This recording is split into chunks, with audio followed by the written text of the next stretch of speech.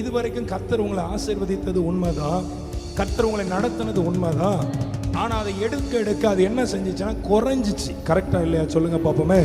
கர்த்தர் உங்களை பிளஸ் பண்ணும்போது, உங்களை ஆசீர்வதிக்கும் போது அது எடுக்க எடுக்க என்ன செஞ்சிச்சு? குறைஞ்சிச்சு. ஆனா இப்போ ஒரு காலத்துல கர்த்தர் உங்களை கொண்டு வர போகிறார். எடுக்க எடுக்க அது பெருகத்தக்கதாக கர்த்தர் உங்களை ஆசீர்வதிக்க போகிறார். எடுப்பீங்க, எடுக்காம இருக்கவே முடியாது. ஆனா இப்பவும் எடுக்கிறீங்க. எடுக்கும் போது அடுத்தது என்ன ஆயிருது? பேலன்ஸ் ஜீரோல வந்துருது, நில்லுல வந்துருது. அடுத்தது ஏதாவது வந்தாதான் அதுல இருந்து நம்ம எடுத்து செலவழிக்கிற மாதிரி இருக்குது.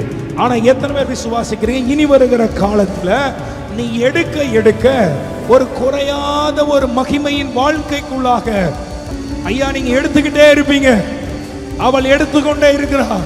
அவ மட்டும் எடுக்கல, அவ எடுக்கிறத பார்த்து அவள் வீட்டார் அநேகர் வந்துட்டாங்க. அப்பமும் எடுத்துக்கொண்டே இருக்கிறார். ஆனா பானையில மாவும் கலசத்துல எண்ணெயும் குறைவுபடவே இல்ல, குறைவே படல. பக்கத்துல பார்த்து சொல்லுங்க, நீ குறைவே படாது.